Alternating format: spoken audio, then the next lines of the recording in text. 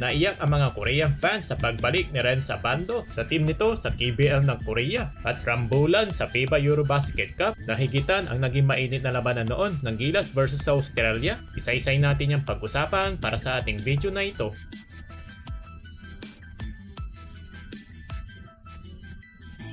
Isang pambihirang pagkakataon na makakita ng isang athletic pure Pinoy-blooded player. Ang numerong unong papasok na nga dito sa ating isipan ay wala na nga ditong iba kundi si Renz Abando. Sino ba naman ditong hindi hahanga sa taas ng talon ng ating player na ito? At dahil na nga dito sa kanyang taglay nitong athleticism ay talaga naman nagagamit niya itong sa kanyang game upang ito'y makagawa ng kanyang maraming opensa at makapagbigay ng matinding depensa sa kanya na nga dito mga opponent. Kaya isang malaking katanungan na nga rin ng mga Korea kung bakit nga siya binitawan ng kanyang team noon ng anyang red booster na itong si Renz Abando at gustong humanap na mas matangkad dito na manglalaro. Pero kung iisipin natin ditong mabuti, mas mababaw lang itong kanilang rason. Pero buti na nga lang mga idol no, ay siguro na pag-isip-isip ng mga ito ay malaking kawalan pala sa kanila ang ating pambato na si Renz Abando dahil nakailakay na ang kailangan nila sa isang player ngayon. Hindi ba't pinatunayan dito ni Abando na 2 kampyonato na ang naidala niya sa team ng anyang sa unang niyang taon sa kanilang kupunan. Nag-average pa nga siya ng 9 points, 4 rebounds at 2 blocks per game mga idol no. Pero meron talaga dito pagkakataon na tinamaan nito ng kamalasan. Katulad na lang ng pagtamo niya ng kanyang injury. Naging dahilan nga ito sa pagtigil niya ng paglalaro ng basketball ng mga ilang buwan sa Korea, kung saan ay nawalan kaagad ang tiwala ang management at minabuting palitan na ng kaagad si Renz Abando. Kahit pa nga pinakita ni Abando sa kanyang mga huling laro na nanumbalik pa rin ang laro nito ay nagpatuloy pa rin ang kanilang plano ng team ng anyang Red Boosters. Pero ngayon ay fast forward na dito sa 2025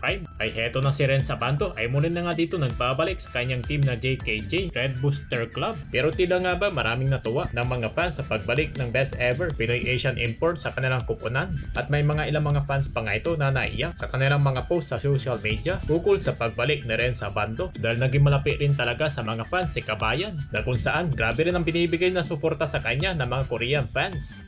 Samantala sa ibayong dako naman ay hanggang ngayon ay marami pa rin ditong nakakaalala sa pagitan na naging gulo sa ating national team ng Gilas Pilipinas at national team ng Australian Boomers na kung saan ay dito pa mismo sa ating bansang nangyari. Pero heto ay meron na ata ditong papalit sa nangyaring history na naging kaganapan sa pagitan ng Gilas at Australia na kung saan naman ang national team ng Argentina at national team ng Dominican Republic na matapos nga ang laban na to na inaasahan na payapas sana ng pag-exit ng mga players ay nauwi pa sa rambulat at suntukan mga idol. Sinimulan dito ng big man ng players ng Argentina at bigla-bigla na lang ditong sumusugod papunta sa mga players ng Dominican Republic at dito na nagsimula ang gulo.